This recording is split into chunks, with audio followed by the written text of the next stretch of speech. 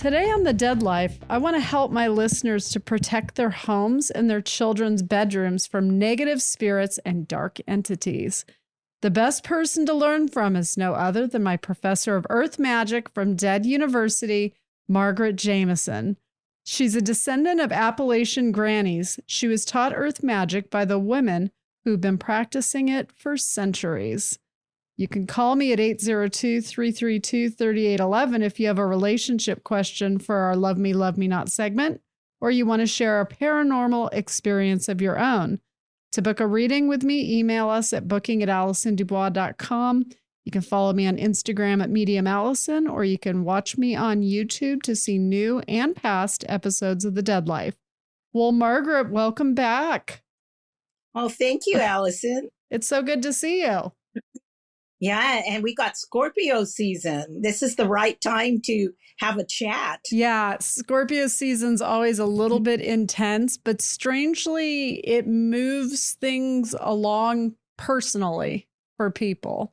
So I do see on Instagram where you flip tarot cards for the week and let people know what the energy of the week is. And I do love that.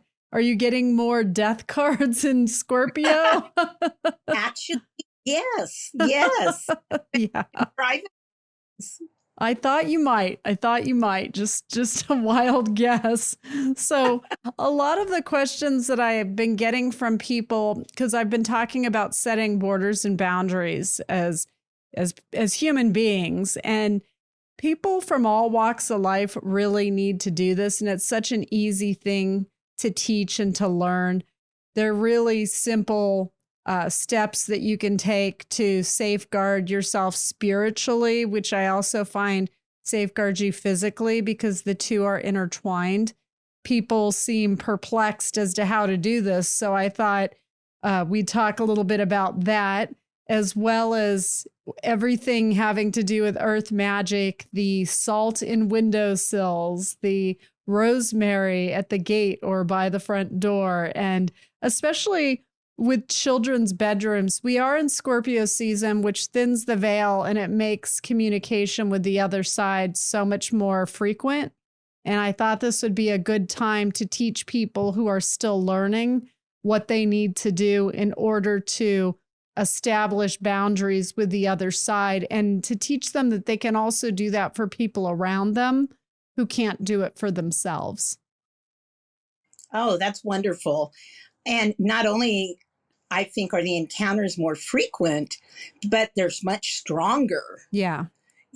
And the dreams, if you don't ward your bedroom and protect your space. I remember as a child getting dreams that just scared the heck out of me. I actually believe that people who are sensitives have those kinds of dreams from childhood more so than regular people who are dreaming about happy things. Ours tend to have a little bit more darkness or magic dust to it involved in the playing out of what's going on within us, or even bringing in information or impressions from a past life of something that bothered us before we died in a past life that we're trying to work out in this lifetime. And I think that starts in childhood, and you start seeing patterns of it in your dreams. For instance, when I was a child, I often had dreams that were life and death type dreams.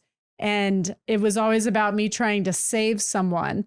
So it was showing I had a savior complex, even as a child, of trying to get there in time to help the person that would be a victim. And I found it interesting as I got older that made so much sense, because I grew up to do the Amber Alert and serve on the task force to design it for Arizona back in 2000. And it's just, it'll play out over and over again. And we don't always know we brought something in and wonder why we're dreaming the same theme over and over again. And that's why. Did you want to add to that? Well, that's just such a good point. You said it. and so I really think working with children in particular, like you're saying, and doing things that let them have some power over that too. Yeah. My youngest, Benji, has recently come to me and asked for protection. He said, I need protection. Teach me how to use it. I have money. I have money. I'll pay you. He wanted his own vial of protection oil, and he wanted it to be the real stuff. Did he get the friends and family discount? He did, yeah. but he still didn't trust me. He put that vial back and took one from the back because he wanted to make sure it was the real thing. And it was really interesting because his first question, how do I apply it?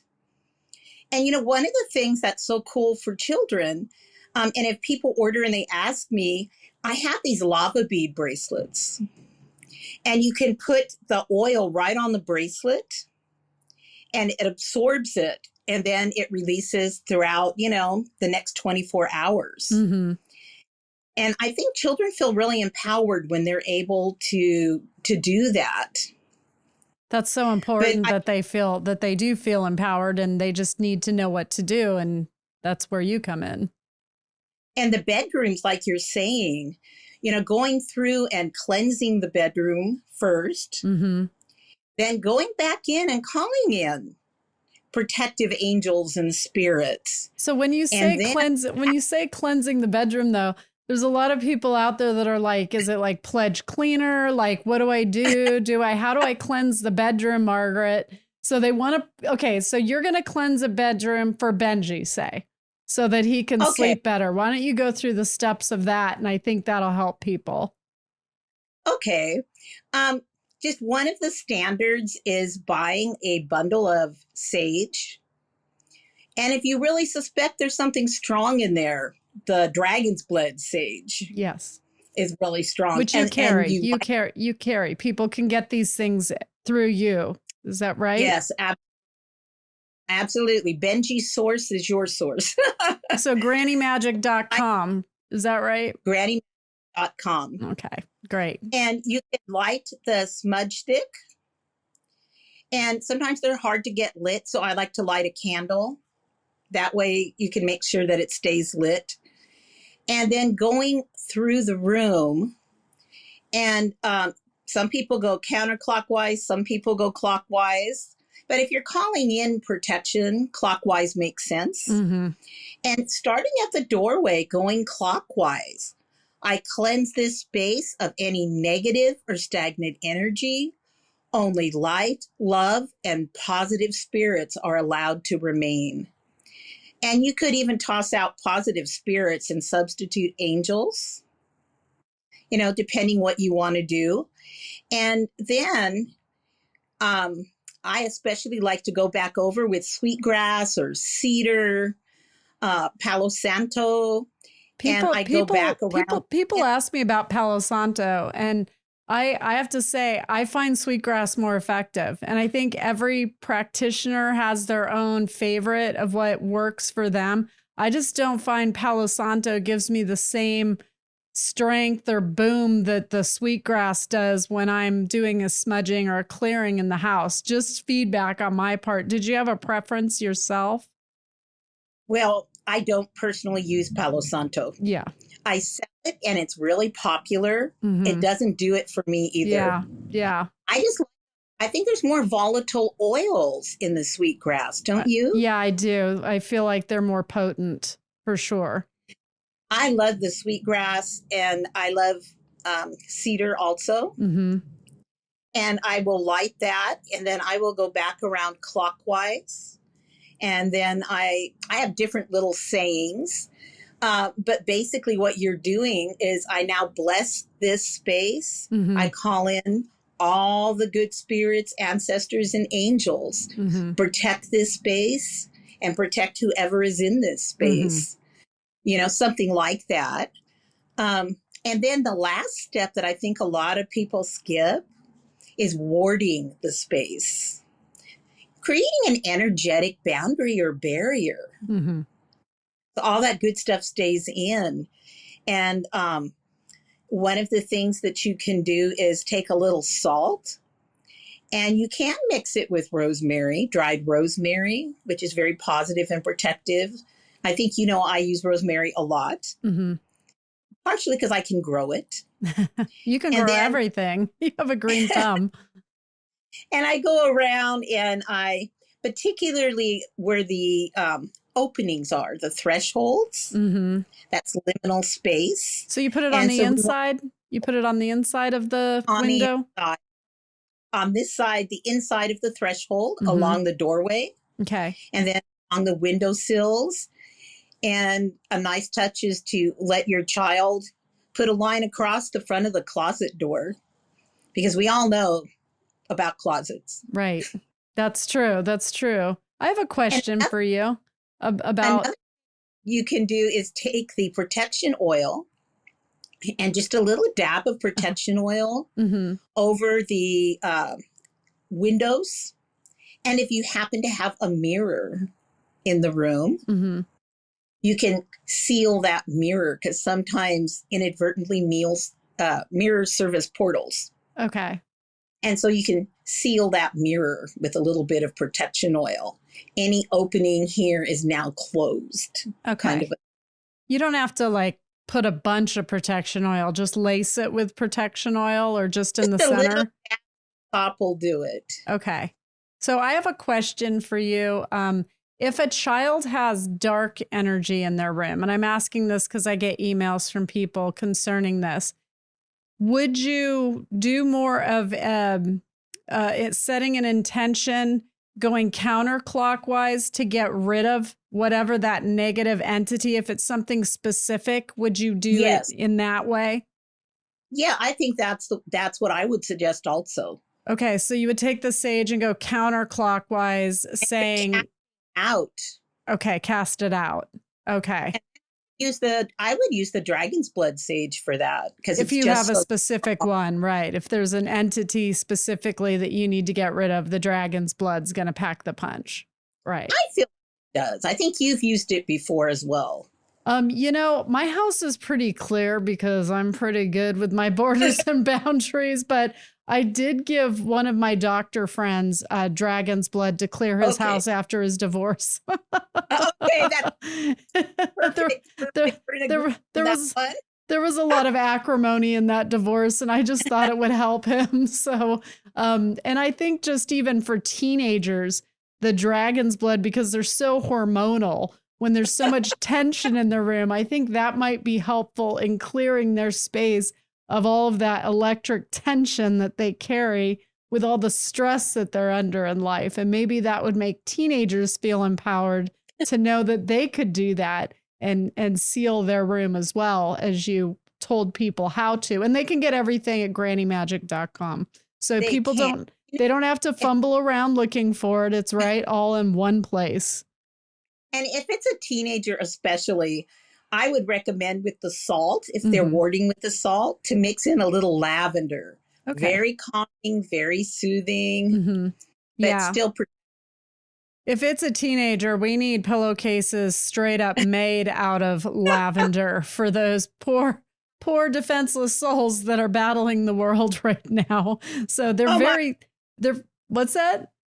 I was going to say, oh my gosh, bring in the rose quartz and bring Yes. in the amethyst. Let's calm it down. Yes, they're very sensitive. And I remember being a teenager as a sensitive, and especially the girls will be very kinetic, popping light bulbs, knocking things off tables without touching it. They become very intense and powerful. Hormonally, it affects the abilities. And I think the reason it affects their abilities so much is because, with intention setting, it's like, in order to unlock the power of the potion, set your intention with strong emotion is what I have for the vodka. Because I think it's important for people to know strong emotion fuels setting your intentions. And so with the girls, boys too, but with the girls that are teenagers, they have strong emotions. And so everything that they're willing around them or feeling or they're affecting around them, and it's moving things around them. And that's why, because if we could bottle the emotions of teenage girls and use that in incantations and intention setting, like we'd be able to manifest whatever we wanted. So I think teaching the teenagers how to focus their energy is very helpful as well. Well, and grounding. Yeah. If we can teach them to ground when they feel overwhelmed, they can call that as almost like a skill. Wouldn't you give all of them an obsidian rock? That would be obsidian would be great. And really, the young people are so open to forms of meditation and working with energy now. And it's such a simple thing to teach them to visualize their roots going down into the earth and releasing and grounding some of that energy that, they feel a little out of control. And then drawing up that strength. And then that helps them feel much more in control. Has your granddaughter ever considered doing some online videos of that? Because I think teenagers would love to see another teenager showing them how it's done. You don't see it out there. They don't, because she knows what she's doing because of you. I'd watch her. Yeah. And, she's got such a strong will that it's interesting. She herself will admit she needs to work with that energy and work with those emotions. And she'll try little things and it works. It works. And it really helps her feel in control. And, that senior year in high school, those young girls are so overwhelmed with everything. So that's a great idea. I should talk to her about that. Because I really liked her energy when I met her at the Sedona retreat for Dead University. She was just so soulful, but held a lot in as well. She had a lot of teenage angst going on, like all teenage girls do, which I think is why she needs to teach them meditation, what the different crystals represent, so that, I think they need like a big obsidian rock just around their neck at all times, like Flavor Flav style, like super big, just to ground them and ward off negative energies, in their life, because they deal with a lot of that. Well, what I think is nice, though, in her case, too, she lets a lot of that out in front of me now that she's older. Good. And first I was like, this is something new. And then she said, this is because I can trust you. Yeah. You can see who I really am and what I'm really feeling. And then she kind of laughed, help me. I was like, okay. She had some pent up frustration she had to share with Granny there. It was sort of sweet that, and I know in Sedona, she had never been in the presence of that many people with spiritual energy just like that. Right. And it was really interesting. She kind of pulled back, I think. And on the other hand, she was interested. She was exploring the possibilities. I loved it when she was like, I said, go sit over there with my group. And she's like, can I? I'm not signed up for that class. I was like, go sit over there with my group. You belong over there with my group. Go over there. Oh, thank you. I hope she learned something observing them all, taking a leap of faith on their abilities in front of strangers and other people who have abilities. I thought that was a really fantastic exercise for all of them. And it took a lot of bravery. And she got to see people who were older than her just now getting up the sort of gumption to do that. And so maybe now that she's actually a lot younger than them and had you as a grandmother, I think she'll embrace it more, recognizing that there's actually more of us, people with abilities, than people without. Well, I think it was interesting for her because they were so open. And so one of the things she came to me with not that long ago was she was starting to have dreams. And one of them involved a young man somebody was seeing. And she expressed what she felt and what she saw. And then she said, what do I do with that? And it was really interesting. And this isn't someone she can just go to and say. Right. You journal it. She knew it was genuine and real. Yeah. That's great. Thank you for journaling it. You journal it. They have to physically put that energy somewhere. Okay. And get rid of it. Okay. So that's why journals serve such a valuable resource for anybody with abilities. It's not just journaling like you're writing in a diary at camp in the summer in the 5th grade. It's we're putting energy that we would carry in our mind and our spirit that would bother us. If you don't put it in the journaling book, you carry it around and it becomes part of you. And instead, you need to get rid of it. And that's for children, teenagers, and adults, people of all ages. Oh, well, that's why she's carrying this year. She's carrying a lot around. And it was funny. And I said to her, well, one of the things we can do is support that person in positive growth, be there for them. You know what I'm saying? But yeah, the journaling, that makes perfect sense. That's what I have some journals. Yes. And it's the same. It's with dreams, with encounters when you're awake that you have, put it in the book, put it in the book. The book will save you. I'm telling you, the book will save you. And that's something that I think people need to also know in this day and age of technology. Putting it in a laptop is not the same. Tapping on the keys to put your vision into that electronic board is not the same grounding mechanism as writing in the book. So it's important to have an actual physical journal to put it into, because our energy moves through our hands. And I know mediums and practitioners understand that there's power that comes off of the palm of our hands. Healers do it. Mediums have that. Like my hands get ice cold when I do readings, and I call it holding hands with the other side, you know, that's why they're so cold. But it becomes important to actually write it and leave it rather than to put it in your computer, which we're going to lose that file and never look back at anyways. The journal, you're going to look through it from time to time and say, oh yeah, I remember when that happened. I feel at peace with that now. I'm good.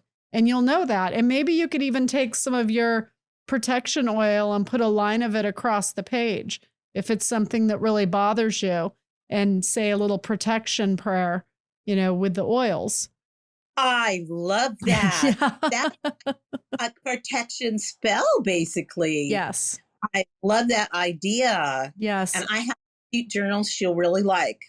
I had no doubt that you do. That's so fantastic. Thank you. That is wonderful. You're welcome. You know, people are under so much pressure. Yeah. And if they have gifts, I think everything is magnified with social media, you know, and now we push them into these advanced placement classes. And yeah. Well, or they put them on medication. It's like, no, the kid has abilities. Stop medicating them. They're fine. They're fine. You know, so some kids, they're just getting clumped in. I would have been clumped in with ADHD, ADD. Like I would have had all that. I would have had all the titles back in the day when I was a kid. Instead, they gave me a pair of roller skates and I became a competitive roller skater and was nationally ranked. So when you give them sports, often they'll take it out on the sport.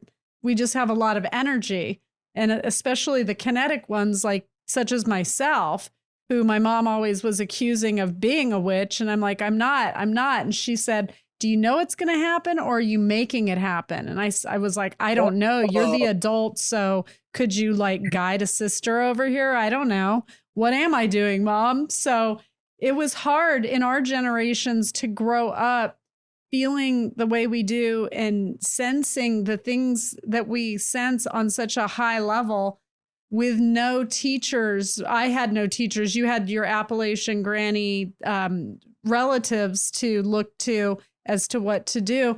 But for me, I was a little girl in Paradise Valley in Arizona, and I had no idea. There was nobody to watch on TV to relate to, or books. There was no social media or technology. And I just think it was actually good for me to figure it out on my own and have to understand and sense what will work and what won't work, because I figured it out by trial and error, which is why I teach now, you know, because. Well, but that helps others, you having gone through that. Yeah. I know that Maria, I don't know if you remember, she was moving away from competitive judo. And it's interesting. She's really taken up running. And I think for her, it's very meditative. You know, it's something she does alone in silence, and it's kinetic, like you're saying. Yeah. And, you know, she tries to find places where there's trees and grass. And so I think that what you're saying is probably a little bit of what she's doing without realizing. Right. She's aligning with nature. I will say I see things differently. I want to give her a switchblade to put like in her sock to be Oh my running goodness. around in the quiet areas. Just be careful out there, Maria. Me too. Her father tracks her on his phone, but I'm thinking, what good is that? You'd get there too late. She's going to need something. She's going to need a little stun gun or some police grade pepper or something, because it falls under the sign of Pisces, and Pisces has a victim energy to it because they are so sweet, and they become targets often. For predators because they're so sort of wonderful and phantasmic in nature, especially when they're young. So just keep an eye on her. I'd have an Aries follow her at like 30 feet, just to make sure she's okay. Can I ask you another quick question? Yes. How would you suggest as a parent, if you have a child that's different and they want to label him and medicate him, how do you tell the difference between gifts and, some kind of brain misfires? Right. There's different areas of gifts, as we know. There's mediums that talk to the dead. There's psychics that read people's thoughts and pick up on their energy. If they're dangerous, if they're safe, if they're funny, if they're caring, like they pick up on all of that. They're empaths. So the way I can tell is children that are mediums will say certain things. When they talk about the voices they hear, for example, or the people that they see, there's not a negative or dark connection to them. It's usually somebody that they want to help, not somebody that they're afraid of. Now, if a child's got victim energy because they're abused by a parent or they do drugs, they're going to pull in darker entities, and you're going to hear them saying things that have more of a chaotic theme to it in the entities that they experience, because that's the low frequency the child's putting out is what they're drawing back in. So whatever we put out, we draw in. Most kids are fairly well adjusted, and they'll see grandpa or be completely okay with the person that they see around the house, or a family member. Now, when somebody's schizophrenic, and I've talked to a lot of psychologists about this because half of my clients are psychologists and psychiatrists, they need someone to talk to too. Yes. I talked to them about this, and when somebody's schizophrenic, they usually they'll hear things that have more to do with somebody wanting to hurt them, that they have to hurt before they hurt them, or there's more of a violent overtone to it. There's more of a paranoia. There tends to be the voices that they're hearing that are self-dialogued because it has more to do with their disease. Tends to be asking them to hurt other people or do something, again, of a violent nature. So you don't hear about a lot of schizophrenics that have a little girl in the room that wants to pick flowers with them and whose favorite color is purple, So those are mediums when they're talking about things that are sort of everyday and characteristics or traits of the child that they see in their room. But there's no fear. It's just they see them and they want to know what you think of that. Those kids are fine.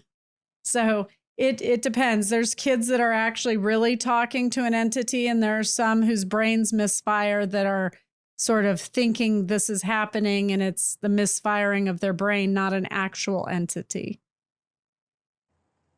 Okay. So I don't know if that makes... Do you have an example? Not really, but it's just something people ask me about. Okay.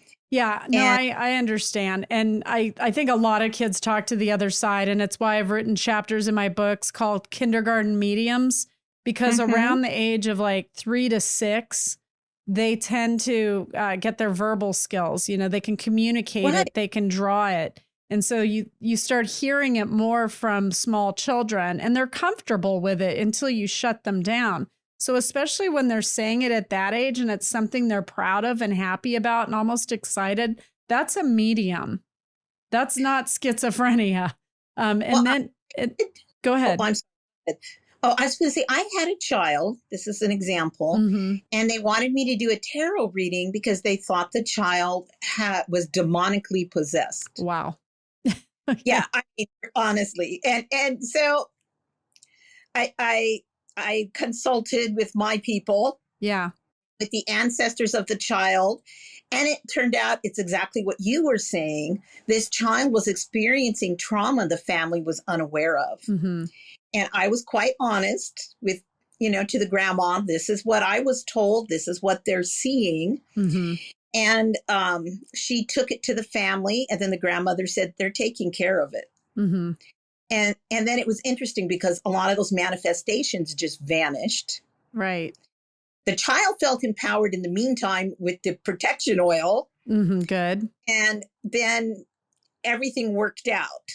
They actually sought family counseling.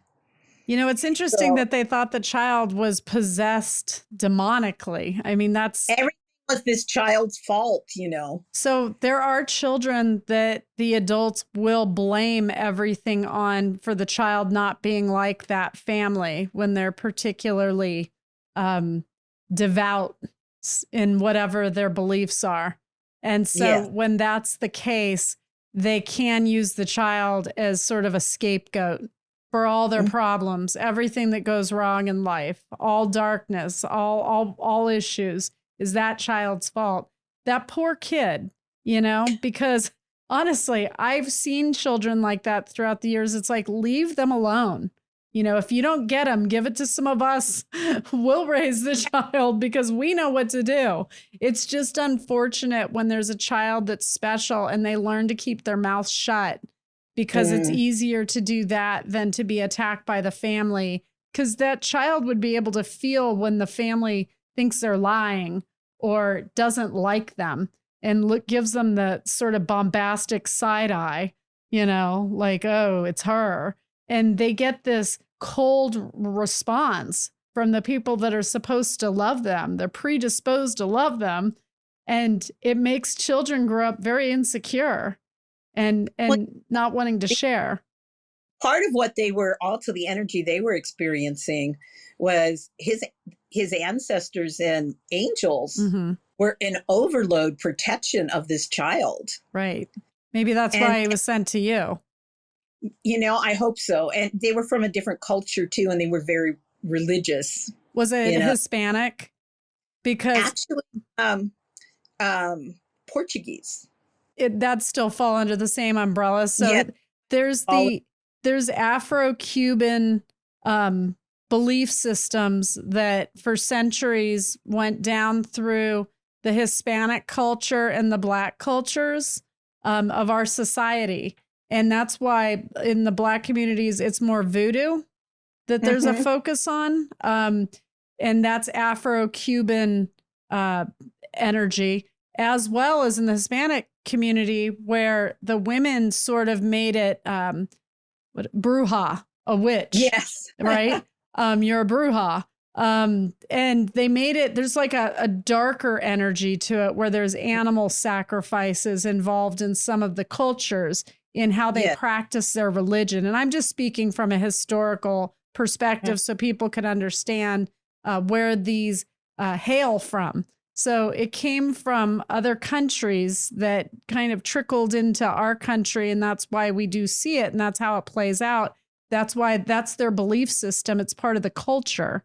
But you'll see more darker readings in some of those cultures as to where when we do readings, ours tend to be more light. Ours tend to be about saving. Ours tend to not be about punishing someone that you want dead or, something a little more intense. So I just want people to understand that when they see a culture that like in Mexico or a Hispanic country, you're going to see more of the Santeria and more of that dark magic that they practice in it. And I've experienced that, obviously, because I've been around. I've met some people. Although I do want to go to New Orleans and I do want to meet with a voodoo reader and just see what they got. I think that'd be amazing. No trip to New Orleans is complete without a voodoo tarot reading. Am I right? I know. That would be amazing. Wouldn't that be great? Like a reenactment of the Coven American Horror Story. I love it. We can all dress up. The things that I do, it's interesting because I can pick up on people's energies and where they're coming from. Right. And it's interesting, certain recurring patterns. Mm-hmm. Yeah. And I pick a lot of psychics and mediums. Mm-hmm. And then people, they hesitate. And I say, well, this is what I'm seeing. And then they feel I can speak out. Right. Well, this is what I'm experiencing since I was a child. Yes. And Mm-hmm. and it's so exciting Yes. to free that, to free their inner spiritual gifts. And be able to share without being judged. And that's exactly why I set up Dead University. I want the Earth Magic students to have each other to talk to practice with, and to speak freely about some potion they're working on, or a spell that they're working on, and have each other. Same with my mediumship students, which I know they think a great deal of you. They are very fond of you. Oh, they're wonderful. They're wonderful. They do contact me, and I do read for several of them. And it's just exciting to be part of a group. Yeah. Where people are being encouraged and guided. Mm-hmm. Yeah. So they don't feel alone, and they can embrace these gifts and step out confident. And there's people out there that would say, why do I have to go through it the hard way? Why do I have to be the one to take it on the chin for their themselves specifically is what I mean. And people have to take it on the chin so that we can grow up and make it better for mass amounts of other people, so that they don't have to, and they can focus their energy on doing the work, which is helping people. So it's so enlightening hearing you work with clients, and when you worked with the students in Sedona. That was great. And it really taught them how to focus. Yeah. And I know they're still working on that and supporting one another, but it was just an amazing experience to see you actually teaching in a group like that. You have posted group readings that you've done, Mm-hmm. but this was at a whole new level. Yeah. I encourage anyone who comes to me with gifts, Dead University is your home. Yeah. It's a great school, and I love that the students have become friends, and now they've met, and they actually visit each other when they have connecting flights in each other's cities and states. So they're becoming a family, and it's almost as if each group is their own class, and then the younger ones, or the newbies, come in and they start learning and getting to know each other. So it's cool. I could have spent 3 more days with them teaching. I had so much more to teach, but I'm trying to figure that out with them, because I have a very big advanced class now of mediums who are all to the point where they're ready to start practicing, like professionally. And so it's very exciting, but I'm glad that I have that. And that's why with Maria, she would be amazing helping other teenagers and young people to find their voice, and more than their voice, their vocabulary. How do I put this feeling into words? Even something as small as that is something we have to initially learn. Oh, that's such a good point. Such a good point. Mm-hmm. So, well, this was really very helpful. Thank you. And helpful for sure. You can come back anytime, because I know my listeners love you. Where can people find you, and where can they follow you on social media? Well, on Instagram, it's Granny Magic Margaret Jamison. And I am now offering subscriptions. So you can subscribe and you can get extra content. And I'm starting to work with the subscribers with psychic gifts. We're moving ahead in that group. And on Facebook, it's the same, Granny Magic Margaret Jamison. And through my shop, Granny Magic and there's a store chat where a lot of your followers come and they'll ask questions about products in the shop. And I promise to get back to everybody. I send everybody to you. I'm like, if you need dragon's blood, go to Granny. You need sweetgrass, go to, because I know your stuff's legit. And I know that it's blessed with good intentions. And I know that I can send them to the best possible source instead of them going on the internet and trying to order it from somebody that either isn't reliable or it's not the real stuff, or it doesn't actually even have the person's energy infused in it. I find yours more effective. It felt bad. Some people have gotten scammed. Yeah. As it wasn't the real grannymagick.com. Yeah. So it's magick.com. Well, and if you misspell it, I own both domains, so it goes back.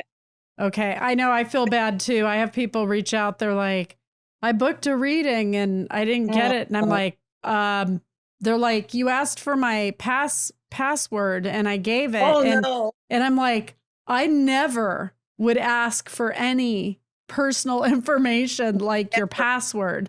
You got scammed. That was not me. So I try and warn people about that. I have one Instagram and one AllisonDuBois.com website for me, and then divination22.com for my vodka.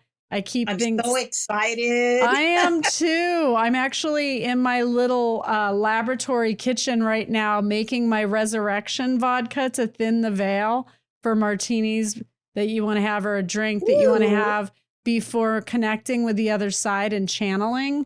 So I'm very excited about that. And thank you to you for opening this world to me, because, I learned by studying some of what you sent me in the books, and I went through it very carefully, of ingredients and intentions we've talked about a great deal. And I used all of that to make Divination 22 with the highest and best good. I bought those books. I don't know why I led to buy those books. And I'm like, I haven't even opened them. Okay. One of those books became like my drink Bible. Okay. So thank you for that. I gotta say, not only are they infused with your magic, they taste fantastic. Right? I know they do. They taste like something you've never had before. No, it doesn't just taste like vodka.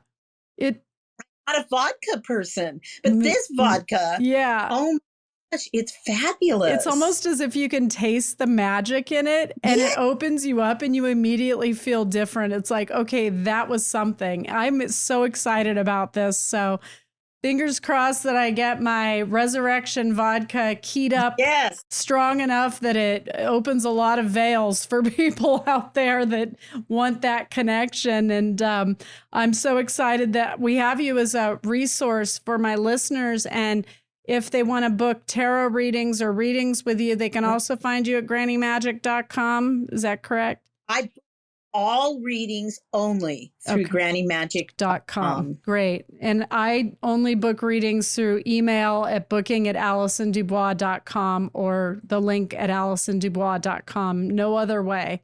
You will never hear from me on social media trying to set up a reading or give you a reading. That is not me. We don't need to chase clients. No. Word of mouth keeps us very busy. Yes. Well, thank you so much. And we'll have you back again soon. Yeah. Tell the family I said hello. And thank you for enchanting us with your knowledge, Margaret. Oh, well, thank you so much for having me, Allison. You're very welcome. Thank you. Thank you. And thank you to my listeners for tuning in. Tune in next week for a fresh episode of The Dead Life. I'm Allison DuBois. This is The Dead Life. To all of my believers out there, don't stop believing.